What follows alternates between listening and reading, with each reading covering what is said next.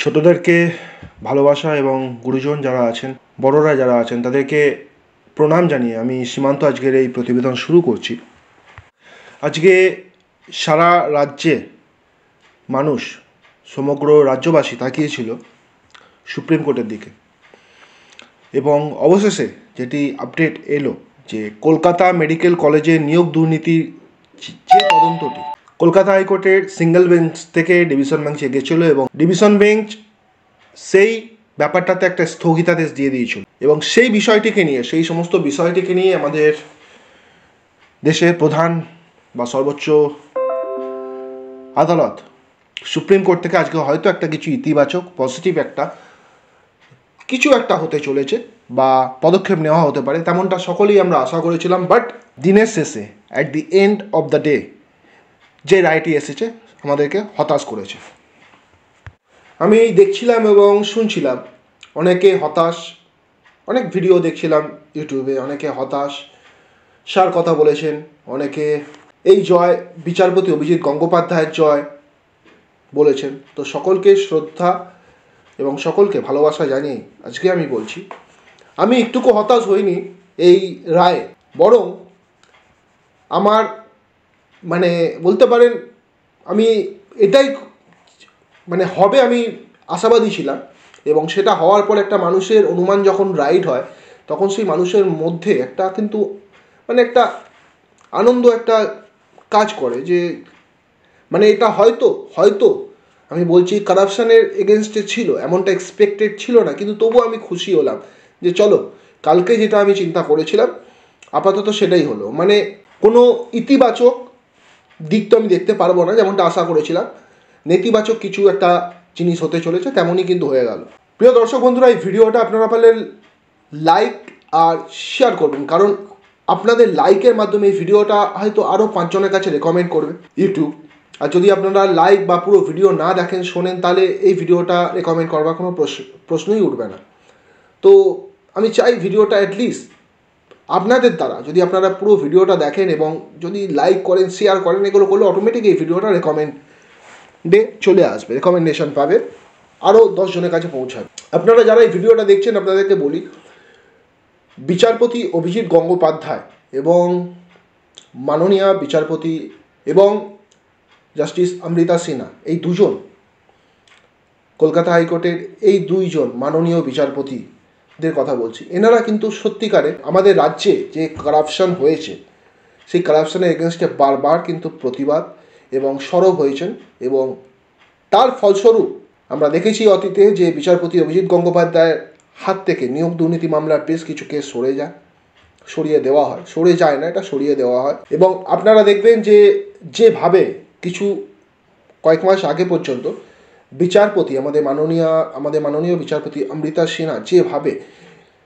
নিয়োগ দুর্নীতির তদন্তে অগ্রগতি এনেছিলেন, সেরকমভাবে এখন যদি আপনারা দেখেন, তার মধ্যে একটা বিস্তর একটা ফারাক দেখবেন, সেই স্পিড আর নেই। কিন্তু এটা দর্শক বন্ধুরা আপনারা দেখতে পাচ্ছেন কি পাচ্ছেন না আমি জানি না, কিন্তু আমি এটা দেখছি, পরিষ্কার উপলব্ধি করছি। আজকে খবরে দেখছিলাম সল্টলেক করুণাময়ীতে ICDS যারা কর্মী আছেন, সেই সমস্ত কর্মীরা কিছুটা বিক্ষোভ করছে, তাদের বিভিন্ন দাবি দাওয়া আছেন, ভালো লাগছে না। আর এইসব সত্যিকারে পশ্চিমবঙ্গে একের পর এক দীর্ঘদিন ধরে যেভাবে এই সরকারের অধীনে আমরা দেখছি একটার পর একটা দাবি দাওয়া চলে আসছে, এবং সেই দাবি দাওয়ার বিরুদ্ধে আলটিমেট রেজাল্ট, ফল যেটা হচ্ছে জিরো। দেখুন, কোর্টে কেসের পর কেস, তারিখের পর তারিখ হয়েই চলেছে। আর দর্শক বন্ধুরা আপনারা মিলিয়ে নেবেন, এই তারিখের পর তারিখ এই জিনিসটা চলবে, কন্টিনিউয়াস চলবে। অর্থাৎ আমি আপনাদেরকে বলে দিচ্ছি, আপনারা মিলিয়ে নেবেন যে এখনও প্রমাণিত নয় যে পশ্চিমবঙ্গে এই এত যে দুর্নীতি হয়েছে, তার দুর্নীতির অভিযোগ উঠেছে, এই দুর্নীতি বিরুদ্ধে যতই আপনারা বা সাধারণ মানুষ যতই পজিটিভ রেজাল্ট চান, যে এই দুর্নীতির আমরা দমন দেখব, সেই দমন কিন্তু আগামী লোকসভা ভোটের আগে হচ্ছে না, এটা আপনাদেরকে বলে দিচ্ছি, মিলিয়ে নেবেন। এবং আজকে সুপ্রিম কোর্টের থেকে যে এরকম একটা রায় আসতে চলেছে বা এরকম সিদ্ধান্ত আসতে চলেছে, সেটা আমার মন বলেছিল, বুঝতে পেরেছেন, সিক্স সেন্স বলেছিল। এর থেকে বেশি কিছু আর বলতে পারছি না আপনাদেরকে, কারণ একটা কথা আপনাদেরকে বলছি, যারা সমঝদার মানুষ হয়, অর্থাৎ একটা কথা হিন্দিতে আছে, সমঝদারও কো ইশারা কাফি হতা। তো আপনাদেরকে বলে দিলাম, এটা আশা করি আপনারা বুঝে নিতে পারছেন। দিনের শেষে যেই জিনিসটা হতাশ করেছে জাস্টিস সৌমেন সেন, ওনার ব্যাপারে কোনো কথাই বলা হলো না, কোনো কথা, কোনো খবরে, কোনো আপডেটই আসলো না। আচ্ছা আপনারা বলুন তো, আপনাদেরকে অবাক করেননি? এই সৌমেন সেন 2021 সালে এনার ট্রান্সফার অর্ডার এসে গেছিলো, মানে ইনি অলরেডি 2 বছর ধরে, মানে 2 বছর হয়ে 3 বছর এখানে কি করছেন, কলকাতা বসে উনি কি করছেন? এটা একটা কোশ্চেন বলুন তো। হয় এরকম, একজন বিচারপতি 2 বছর আগে 2021 সালে ওনার বদলি হয়ে গেছে, সেই চিঠি মানে সরকারিভাবে সেটাকে পাঠিয়ে দেওয়া হয়েছে যে ইনি বদলি হলো। ওনার বদলি হয়েছিল যতদূর জানি উড়িষ্যাতে, কিন্তু উনি উড়িষ্যায় যায়নি, উনি কলকাতাতেই বসে বসে কিন্তু কলকাতা হাইকোর্টে ডিভিশন বেঞ্চে বসে বসে কাজ করছিলেন। ঠিক আছে, অর্থাৎ জাস্টিস অভিজিৎ গাঙ্গুলির নিয়োগ দুর্নীতির ব্যাপারে যতগুলো কঠিন কঠিন রায় দিয়েছিল, সেই রায় প্রত্যেকটা আমরা দেখছিলাম চলে যাচ্ছিল ডিভিশন বেঞ্চে, এবং ডিভিশন বেঞ্চে গিয়ে সেই রায়গুলো ম্যাক্সিমাম হয়ে যাচ্ছিল স্থগিত হচ্ছিল। তো আমাদের গুরুজনেরা অনেকেই বলছিল সেটিং খেলা।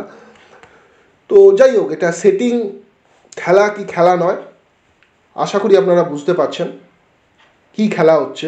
তো এটা একটা এখানে দিবালোকের মতো একটা ক্লিয়ার হয়ে যাচ্ছে যে সৌমেন সেন এতদিন ধরে এখানে কি করছিলেন। এবং আপনারা এই যে 2 দিন না 3 দিন আগে যেই বিস্ফোরণটা ঘটলো, যেটা জাস্টিস অভিজিৎ গাঙ্গুলি, দর্শক বন্ধুরা আপনাদেরকে বলছি, জাস্টিস অভিজিৎ গাঙ্গুলি যেটা বিস্ফোরণ ঘটিয়ে দিলেন, জাস্টিস অভিজিৎ গাঙ্গুলি কিন্তু ওয়ান অফ দ্য, বলতে পারেন, যদি সৎ এবং যদি দক্ষ বিচারপতি হন, অনেস্ট বিচারপতি হন আমাদের পশ্চিমবঙ্গে, কেন ভারতের কথাও যদি বলি, তার মধ্যে বর্তমানে কিন্তু 1 নম্বর বলা যেতে পারে, জনপ্রিয়তার খাতিরে আমি বলছি।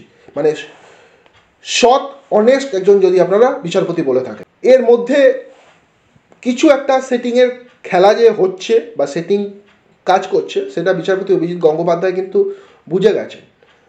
বুঝে গেছেন এবং সেই জন্যই ব্যাপারটাকে হাইলাইটেড করে দিলেন, সাধারণ মানুষের মধ্যে বার্তা দিয়ে দিলেন যে ব্যাপারটা কিন্তু একটা অন্য এক্সট্রিম লেভেলে চলে গেছে।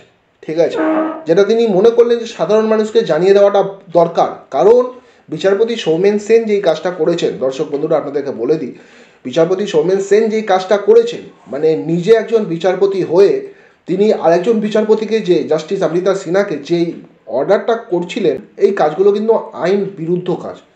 উনি একজন আইন বিচারপতি, তো উনি জানেন। এবং আপনাদেরকেও বলে রাখি, এটা একটা কিন্তু আইন বিরুদ্ধ কাজ। এবং এর জন্য আপনারা যদি সংবিধান, যদি যারা আপনারা জানবেন, সংবিধানে কঠোর থেকে কঠোরতম শাস্তি কিন্তু এই দায়ে উনি কিন্তু পেতে পারেন। আমি বলছি না, অন্যান্য কিন্তু বড় বড় আইনজীবীরা বলছেন। ঠিক আছে, কঠোর থেকে কঠোরতম শাস্তি আছে যদি এটা সত্য প্রমাণিত হয়ে যায়। আবারও বলছি, যদি সত্য প্রমাণিত হয়। তো দর্শক বন্ধুরা, এটা হবারই ছিল। তো আজকে মেডিকেল কলেজ নিয়োগ দুর্নীতি ইস্যু নিয়ে যে রায়টা এসেছে, আমিও হতাশায় ডুবেছি। আর মানে বলতে পারি যে এর সমস্যার সমাধান হয়তো হবে না, এই প্রক্রিয়া কন্টিনিউয়াসলি চলতে থাকবে। বিশেষত আজকে বলতে বাধ্য হচ্ছি, যেই সরকারকে আমরা একসময় কিন্তু ভোট দিয়ে সত্যিকারে এনেছিলাম, এই সরকার যদি থাকে, এই সরকারের যতদিন থাকবে, আর হয়তো এই সরকারের থেকে আমরা সাধারণ মানুষ এই যে মানে যত দুর্নীতি হয়েছে, সেই দুর্নীতির কোনো সুফল, মানে আমরা যে আশা করে আছি যে সরকার ব্যবস্থা নেবে এই সমস্ত দুর্নীতির বিরুদ্ধে, এই জিনিসটা আর হবে না কোনোদিনও, নট পসিবল। এটা ক্লিয়ার হয়ে গেছে। ঠিক আছে, তো একমাত্র বলতে বাধ্য হচ্ছি, এই সরকারের যদি পরিবর্তন হয়, তবেই হয়তো আমরা সাধারণ মানুষ এই সমস্যা থেকে মুক্তি পাবো, নাহলে তার আর মুক্তির পথ আমি দেখতে পাচ্ছি না। তো আমি সীমান্ত আজকে প্রতিবেদন এখানেই শেষ করলাম। আজকে আমি খুবই হতাশার মধ্যে ভিডিওটা বানালাম। তো যাই হোক, চারিদিকে আর মানে ব্যাপারটা ভালো লাগছে না। চারিদিকে প্রত্যেক দিন বিভিন্ন নিউজ চ্যানেলে দেখতে পাচ্ছি দাবি দাওয়া। তো এর একটা শেষ হওয়া দরকার সত্যিকারে, আর ভালো লাগছে না।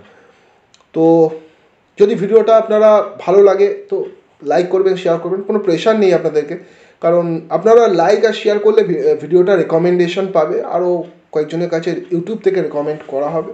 এই জন্যই আপনাদেরকে বললাম, দেখলে যদি করেন ভালো হবে। বলবো আরও অনেক কিছু তথ্য আছে, আস্তে আস্তে করে বলবো।